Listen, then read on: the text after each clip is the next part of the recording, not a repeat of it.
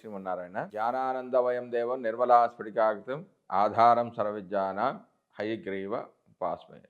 ఆపదాపహర్తారం ధాతారం సర్వసంపదాం లోకాభిరామం శ్రీరామం భూయో భూయో నమామ్యం. ఆదిత్యాయ సోమాయ మంగళాయ బుధాయ చ గురుశుక్రశనిభ్యశ్చ రాహవే కేతవే నమః. మనం ఇప్పుడు ఈ వీడియోలో జనవరి 1, 2025 నుంచి డిసెంబర్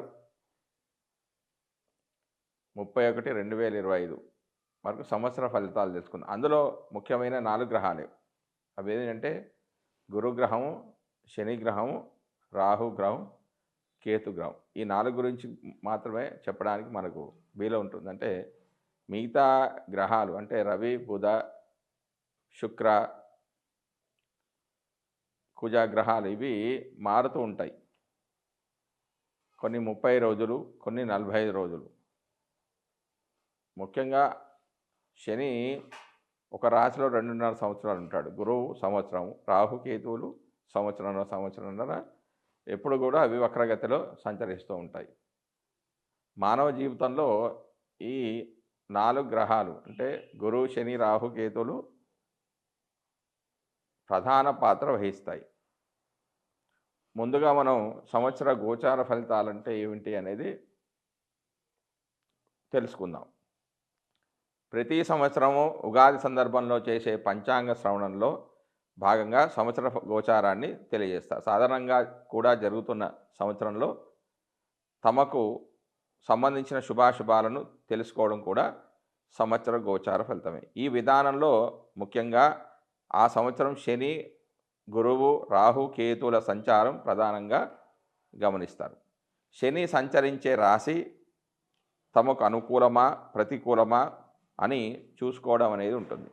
ఈ క్రమంలో తమ జన్మరాశికి శని 12, 1, 2 రాశిలో సంచరిస్తుంటే దాన్ని ఏలినాటి శని అని, 4వ స్థాన సంచారం అర్ధాష్టమ శని అని, 8వ రాశిలో సంచారాన్ని అర్ధాష్టమ శని అనే పేరుతో తెలుపుతారు. ఈ కాలాల్లో అంటే 12లో ఉంటే విశ్రాంతి లేకపోవడం, 1లో ఉంటే శరీరమైన ఇబ్బందులు, 2లో ఉంటే ఆర్థిక ఇబ్బందులు, కుటుంబ కలహాలు, 4వ స్థానంలో ఉంటే సౌఖ్యం లేకపోవడం, 8వ స్థానంలో ఉంటే ఆకస్మిక నష్టాలు, అనారోగ్యాలు తెలియజేయబడతాయి. శని యొక్క దృష్టిని కూడా పరిశీలించడం సాంప్రదాయం. శని తానున్న రాశి నుంచి 3, 7, 10 స్థానాలు చూస్తూ ఉంటాడు. ఆ రాశిలో తమ జన్మరాశి ఉన్నప్పటికీ జాగ్రత్తలు తీసుకోవడం అవసరంగా సూచిస్తారు. అంటే ఈ 3, 7, 10 స్థానాల దృష్టి ఏ రాశిపై అయితే పడుతుందో ఆ స్థానాలు కొంచెం జాగ్రత్తగా ఉండాలని శని సూచిస్తాడు. అంతేకాకుండా శని సంచరిస్తున్న రాశి తన దృష్టి ఉన్నటువంటి రాశులను తమ జన్మరాశి నుంచి ఏ భావాలు అవుతాయో ఆ భావాల విషయంలో జాగ్రత్తలు తీసుకోవడం కూడా గోచారంలో భాగమే. శని ఒక్కొక్క రాశిలోనూ 2.5 సంవత్సరాల సంచారం వల్ల ఈ గ్రహ ఫలితాలను అధికంగా గమనించడం సాంప్రదాయంలో ఉంది. సంవత్సర గోచార ఫలితాల అధ్యయనంలో శని ఫలితం చాలా కీలకమైనదని చెప్పవచ్చు. గురుగ్రహ సంచారాన్ని కూడా సంవత్సర గోచారంలో భాగంగా పరిశీలిస్తారు. గురువు తానున్న రాశి నుంచి 5, 7, 9 రాశులను చూడడం వల్ల ఆయా రాశుల వారికి అనుకూలతను తెలియజేయడం జరుగుతుంది. జన్మరాశి నుంచి 2, 5, 7, 9, 11 రాశుల్లో సంచరిస్తున్నప్పుడు ఆర్థిక, సంతాన, వైవాహిక సంతృప్తి, లాభాలను పొందవచ్చు. గురుదృష్టి ఉన్నటువంటి భావాల్లో లోపాలున్నా కూడా సరిదిద్దబడతాయి. ఆ సంవత్సరంలో ఏ కార్యక్రమాలకు అనుకూలమో ఏ కార్యక్రమాలకు ప్రతికూలమో కూడా గురుగ్రహ గోచారం ద్వారా మనం గమనించవచ్చు.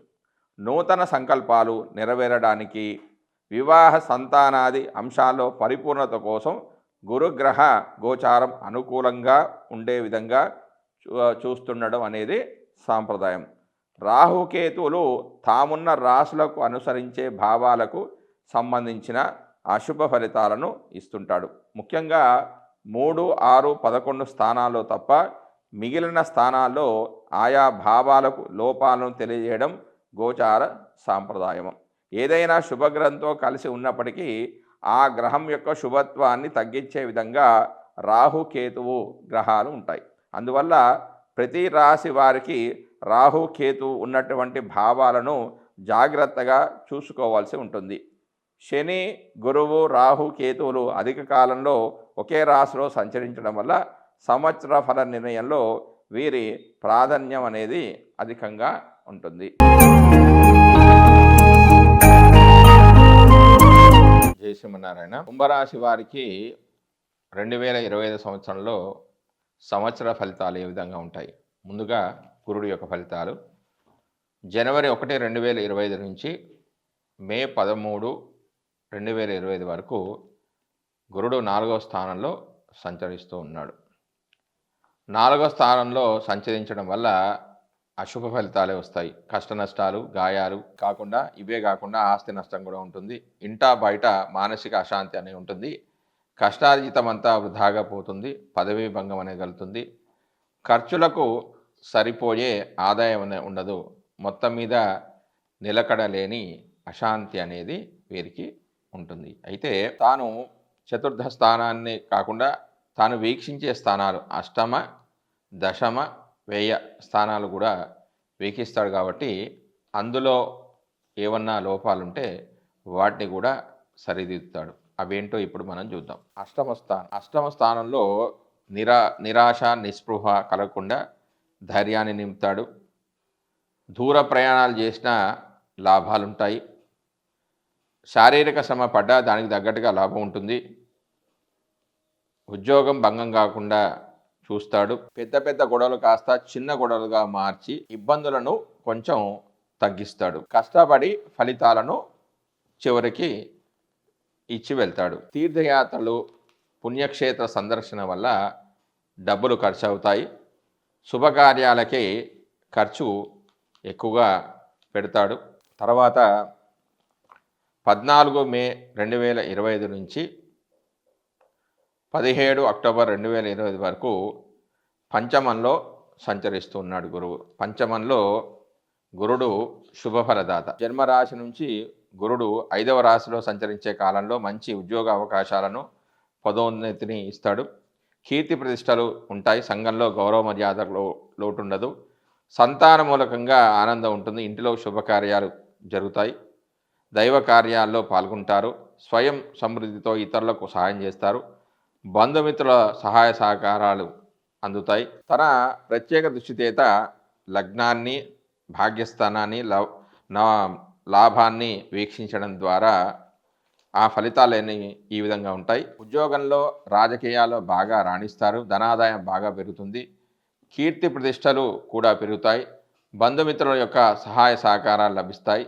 దూరదేశం నుంచి, ప్రభుత్వం నుంచి గౌరవ మర్యాదలు, సన్మానాలు కూడా జరుగుతాయి. ఉన్నతమైన జీవితాన్ని గడుపుతారు. మంచి వాహనాలు కొంటారు. విద్యా వివేక వృద్ధితో పాటుగా అన్ని రంగాల్లో ఉన్నతిని సాధిస్తారు. ఇక లగ్నాన్ని కూడా వీక్షిస్తూ ఉండడం వల్ల కొంత మిశ్రమ ఫలితాలనే ఉంటాయి. ఊహించని రీతిలో ఖర్చులుంటాయి. ప్రభుత్వం నుంచి ఇబ్బందులు ఉంటాయి. ఏకాగ్రత కొంత లోపిస్తుంది. ఉత్సాహం అనేది కొంచెం నశిస్తుంది. కొంత బంధువులతో విరోధం అనేది ఏర్పడే అవకాశం అనేది ఉంది. దాని తర్వాత 18 అక్టోబర్ 2025 నుంచి డిసెంబర్ 4, 2025 వరకు కర్కాటక రాశిలో సంచరిస్తూ ఉన్నాడు. అంటే గురుడు 6వ రాశిలో సంచారం అనేది చేస్తున్నాడు. 6వ రాశిలో సంచారము వల్ల గురుడు పాప ఫలితాలనే ఇస్తాడు. వ్యాపారంలో నష్టాలుంటాయి. అర్థం కాని వాయు సంబంధమైన రోగాల వల్ల బాధలుంటాయి. దూరదేశ సంచారం చేస్తాడు. అనవసరంగా ఖర్చులుంటాయి. ఇతరులతో గొడవలు పడతాడు. విద్యా వినోదాల్లో పాల్గొన్నా కూడా సుఖానుభూతి అనేది చాలా తక్కువగా ఉంటుంది. గురుడు తన ప్రత్యేక దృష్టి చేత లగ్న, దశమ, వ్యయభావాలను వీక్షించడం ద్వారా కొంత ఖర్చులు ఉంటాయి. ఉద్యోగంలో, వ్యాపారంలో కొంచెం నష్టాలు అనేవి ఉంటాయి. ఈ స్థానంలో గురుడు సంచారం వల్ల లాభాల కంటే నష్టాలే ఎక్కువగా ఉంటాయని చెప్పవచ్చు. దాని తర్వాత డిసెంబర్ 5, 2025 నుంచి 31 డిసెంబర్ 2025 వరకు గురుడు వక్రగతిలో సంచారం చేస్తున్నాడు. అంటే పంచమంలో సంచారం చేస్తున్నాడు. పంచమంలో సంచారం చేయడం వల్ల జాతకుడికి శుభ ఫలితాలే వస్తాయి. పంచమం అంటే పూర్వ పుణ్య స్థానం. పంచమంలో గురు సంచారం వల్ల ఉద్యోగంలో ఉన్నతమైన అవకాశాలు ఉంటాయి, పదోన్నతి కలుగుతుంది, కీర్తి ప్రతిష్టలు కలుగుతాయి, సంఘంలో గౌరవ మర్యాదలకు లోటు ఉండదు, సంతాన మూలకంగా ఆనందం అనేది ఉంటుంది, ఇంటిలో శుభకార్యాలు జరుగుతాయి, దైవ కార్యాల్లో పాల్గొంటారు. లగ్నాన్ని లాభభావాన్ని వీక్షించడం వల్ల జాతకుడికి అన్నీ మంచి శుభ ఫలితాలే జరిగే అవకాశం అనేది ఉంది. ఇక కుంభరాశి వారికి రాహు ఇచ్చే ఫలితాలు ఏ విధంగా ఉన్నాయంటే, కుంభరాశికి రాహు జనవరి 1, 2025 నుంచి 17 మే 2025 వరకు 2వ స్థానంలో సంచరిస్తూ ఉన్నాడు. 2వ స్థానంలో రాహు సంచారం వల్ల కలహాలు జరగడం, మనస్తాపము, అపకీర్తి, వాగ్దోషాలు, కుటుంబంలో అనేక గొడవలు జరగడం, కష్టనష్టాలు వంటివి జరుగుతూ ఉంటాయి. తన సప్తమ దృష్టి చేత అష్టమ భావం వీక్షించడం వల్ల కూడా కొంచెం అనారోగ్య సమస్యలు, కార్యనాశనం కావడం, ప్రయాణ చేయడం ద్వారా ఆయాసము, ప్రభుత్వ దండన అంటే పెనాల్టీలు కట్టడం, విచారం వంటి ప్రతికూల ఫలితాలు ఉండే అవకాశం అనేది ఉంది. 18 మే 2025 నుంచి డిసెంబర్ 31, 2025 వరకు జన్మస్థానంలో అంటే 1వ స్థానంలో రాహు సంచరిస్తూ ఉన్నాడు. 1వ స్థానంలో సంచరించడం వల్ల ఆరోగ్య భంగము, దేశ సంచారము, కలహాలు, రోగము, నష్టము, ఇబ్బందులు, భార్యాపుత్రులతో విరోధం వంటి ఇబ్బందులు అనేవి కలుగుతాయి. తన సప్తమ దృష్టి చేత సప్తమ స్థానాన్ని వీక్షిస్తూ ఉండడం వల్ల కూడా కొంచెం స్వల్ప అనుకూల ఫలితాలు కూడా జరుగుతాయి. ఇందులో వృధా ప్రయాణాలు, వ్యాధి, స్వల్ప ధనాదులు లభ్యమవుతాయి. స్వల్ప కుటుంబ కలహాలు, అనాలోచిత చర్యలు కూడా జరిగే అవకాశం అనేది ఉంది. దాని తర్వాత కేతువు యొక్క ఫలితాలు. కేతువు జనవరి 1, 2025 నుంచి 17 మే 2025 వరకు అష్టమంలో సంచరిస్తున్నాడు. అష్టమంలో కేతువు యొక్క సంచారం వల్ల మిక్కిలి ప్రతికూల ఫలితాలు ఇస్తాడు. అంటే రాహుకేతువులు అష్టమ స్థానంలో సంచరిస్తే చెడు ఫలితాలే ఎక్కువగా ఉంటాయి. అనారోగ్యము, ఆందోళన, క్రూర జంతు భయము, కార్యనాశము, ప్రయాణ ఆయాసము, ప్రభుత్వ దండన భయం, విచారణ వంటివి ఉంటాయి. తన ప్రత్యేక దృష్టి చేత ద్వితీయ స్థానాన్ని వీక్షించడం ద్వారా కూడా ధన నష్టము, అపకీర్తి, కష్టాలు లాంటివి జరిగే అవకాశాలు ఉన్నాయి. దాని తర్వాత కేతువు 18 మే 2025 నుంచి 31 డిసెంబర్ 2025 వరకు సప్తమ రాశిలో సంచరిస్తున్నాడు. అంటే 7వ స్థానంలో సంచరించడం వల్ల స్వల్ప అనుకూల ఫలితాలను కూడా ఇస్తాడు. అంటే వ్యతిరేక ఫలితాలతో అంటే మిశ్రమ ఫలితాలు ఇస్తాడు. వృధా ప్రయాణాలు, వ్యాధి, స్వల్ప ధనాదులు ఉంటాయి. స్వల్ప కుటుంబ కలహాలు ఉన్నా కూడా ధనాదాయం అనేది ఉంటుంది. వ్యాపారంలో కొంత రాణింపు అనేది కూడా ఉంటుంది. తన సప్తమ దృష్టి చేత లగ్నాన్ని వీక్షించడం ద్వారా కొంత వ్యాధిగ్రస్తులు కావడం, నష్టము, ఇబ్బందులు, భార్యాపుత్రులతో విరోధం లాంటివి కూడా జరిగే అవకాశాలు ఉన్నాయి. జై శ్రీమన్నారాయణ.